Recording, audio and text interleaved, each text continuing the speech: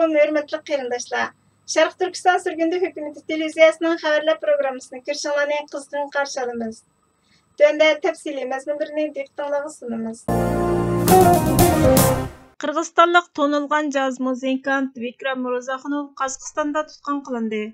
Qazaqstan taratqullары 9 yanvar günü Qırğızstandan Almatıga kelib to'planğa qatnaşqan deb qaralgan tayaq zarbisidan yüz gözləri kökürüb ketgan bir yoshning sinini tarqatgan bo'lib, uning sindi aytishicha qatnashish uchun 90 ming tanga beradiganligi va'da qilingan. Sindagi yoshning danglik jaz muzikant Vikram Rozaxunov ekanligi Qirg'izistonda qattiq qarshilikqa uchradi. Uning Qozog'istonda o'tirishliq do'stlari va tuqqanlari bor bo'lib, davomli Qozog'istonga kelib konsert bergan. Qirg'iziston Ichki ishlar ministrligining aytishicha, yangi yildan burun u Qozog'istonda konsert berishga taklif qilingan. 2021 yılı 16 dekabr günü aeroplan bileti algan. 2 yanvar günü kech soat 8'de Almatıga qarab yo'lga chiqqan. Qirg'iziston Tashqi ishlar ministrligining uqtirishicha, Vikram Rozaxunov ustidan tekshirish elib berilgan. Qirg'iziston Davlat bexatarlik komiteti 10 yanvar Vikram Rozaxunovning qo'yitilganligini uqtirdi. U 10 yanvar Qirg'izistonga qaytarilishini kutmoqda. 9 yanvar günü yana 15 nafar Qirg'iziston fuqarosi Qozog'istonda tutqun qilingan. Qirg'iziston Adliya ministrligi Qirg'iziston fuqarosi Vikram Rozaxunovga qaratilgan qiynash qilmishlarini 2002 yildagi jinoiy ishlar delolarining qonuniy yordami bo'yicha Shinov ahdnomasiga asosan bosh taftishdan Qozog'istonning qonun ijro qilish organlariga qarata xalqaro tekshirishni talab qildi. Adliya ministrligi yana Vikram Rozaxunovning tayoq yeyishi, qalayimqonchilikqa qatnashganligini yolg'ondan iqror qildirganligiga aloqador sinning tarqilishiga qarata tekshirishni talab qildi. Şərq Türkistan Xalq Cəmiyyəti 9 yanvar günü Yaponiyanın paytaxtı Tokyo şəhərində namoyish o'tkazdi. Namoyishda Şərq Türkistan Xalq Cəmiyyətining qonuniy vakili Rabiya Ne'mat xonim Xitoy tajovuzchilarining Şərq Türkistonga tajovuz qilib kirgandan buyangi Şərq Türkistondagi Uyg'ur va boshqa turkiy xalqlar ustidan yurgizayotgan dahshatlik zulmi bo'libmi, yaqinqi yillardan buyon avjiga chiqqan irqiy qirg'inchilikni tafsiliy tunishtirgandan keyin mundaq davom qildi. Biz Şərq Türkistonliklar Xitoy tajovuzchilarining bu insoniyatsiz bostirishiga qat'iy qarshi turamiz va Yaponiya xalqini Xitoy tajovuzchilarining asabiy fashist millatchiligidan ogohlantiramiz.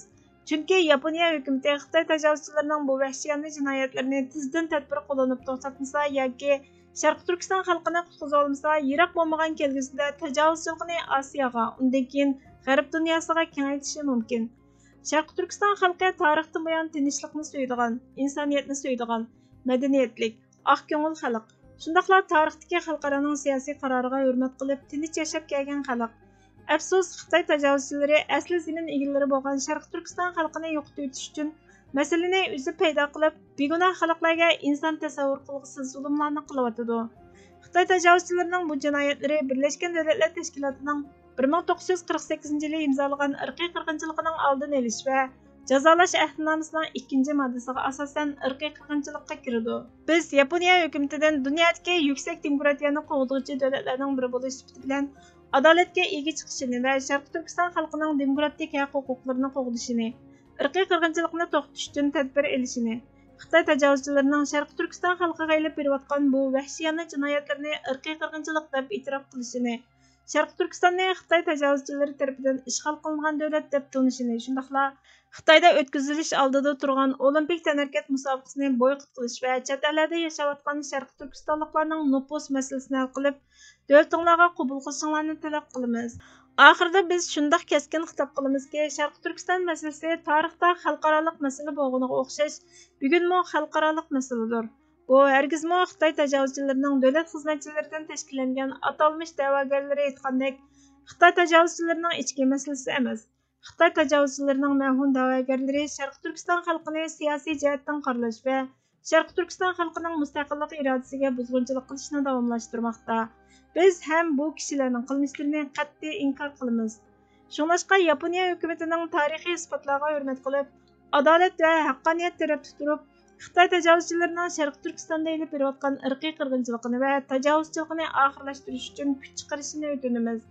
Yaponiya hukumati boshchiligidagi xalqaro jamiyatning Şərq Türkiston masalasini adolat bilan to'g'ri hal qiladiganligiga ishonamiz. Markaziy Angliyaga joylashgan İşlerini köprek Hong Kong'da elip bardigan HSBC bankasının Xitayning Uyg'urlarga qarata irqiy qirg'inchilik yurgizishiga aloqador Xitoy Harbiy ishlar tashkilotining tarmoq shirkatida 2 million fond sterlingdan ortiq pay chekining borligi o'ttirg'i chiqdi.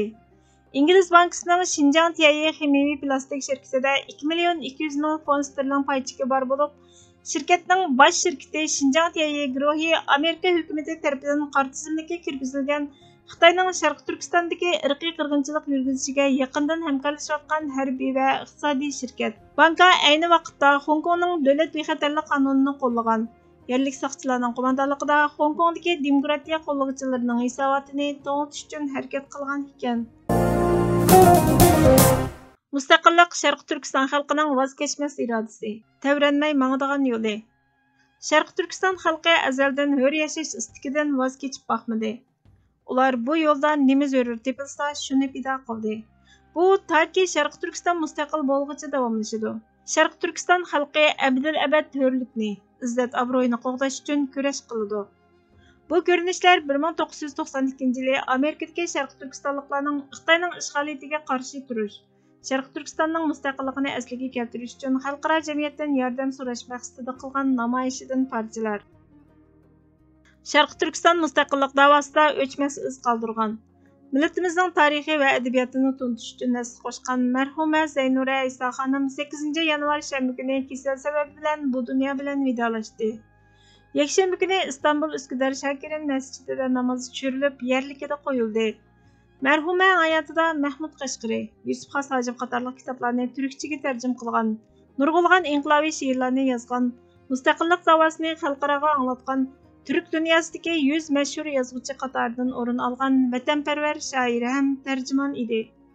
Marhumaning davoni xalqaroga to'g'ri anglatish, Xitoy tajovuzchilari tomonidan besilingan zimin ekanligini xalqaroga e'tirof qildirish, Xitoyning anglaydigan tili bilan Sharqi Turkistonning mustaqilligini asliga keltirish to'g'risida avlodlar qalbida abadiy yashaydigan, o'lmas ruhiy mujassamlangan tuvandagi so'zlarini diqqatingizga sunamiz.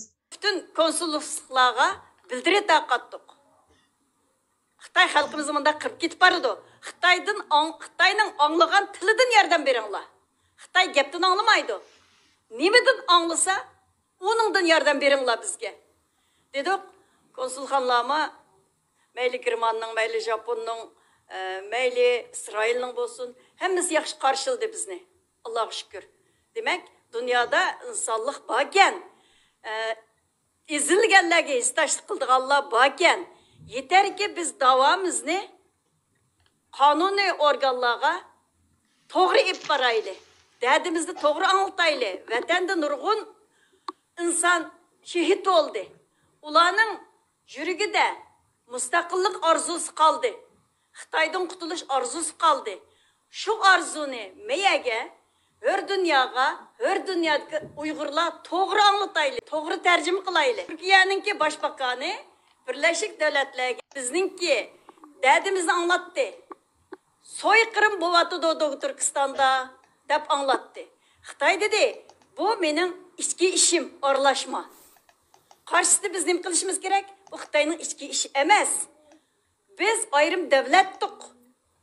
Stalin bilan Mao bizni bu yerga bog'lab qo'ygan. Hozir kommunizm tugini qarganda ularning anglashgan qog'ozimi bekrak bo'ldi. Biz mustaqil. Bizge konsulxona vertinglar, bizning mustaqilligimizni e'tirof qilinglar, bizningki hayitimizni Birleşmiş Milletler'e elinglar. Bunu dedik. Ama tanqidlash asosi demayman. Ba'zi bu davani ichidagilar, bu davaga zot bir qadam atqanlarning hammasiga men tashakkur etaman. Ama ba'zilar bilib bilmay demokratiya istaymiz, Otonomiya isteymiz, mustaqillik istemaymiz deb bildirlab qoldi. Bularning bu so'zi, bu bildirilişi Xitoyninki ichki ishim degani bilan o'xshash. Chunki avtonomiya istayman degan gap Xitoy bilan bir o'g'izning ostida yashayman, uningdan ayrilmayman, uning bilan birga yashayman degan gap. Mayizdan Xitoy mening ichki ishim deydi. Bu tarafdan sen Otonomiya isteymen deyse. 28-16'da. İnqilab böyle mi kılınır? Davani muşnaq mı kılamsa? O aqqan qonlarning vabali kimga? O'lgan shehidlarning vabali kimga? Bu yerda bilib bilmay davoning ko'zini qujvatmayli biz. Bir devlet, Türkiye devleti bunu Birleşik Devletler kötegenken bu yerda biz Xitoyning deganning aksini isbotlashimiz kerak.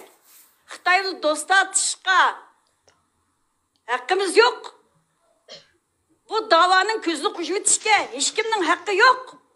Dava yuqori pallaga chiqqanken, Birleşik Devletlerga chiqqanken bu yerda xalqning o'lgan 10 milyon şehitning yurak so'zini so'zlamamsa, bir cümle so'zni, bir kelime so'zni so'zlamak o kadar qiyinmi? Mustaqillik istaymiz degan so'zni so'zlamak o kadar qiyinmi? O kadar zo'rmi? Seni zor durumga soqqan narsa nima? Davani qilsang tuzuk qil.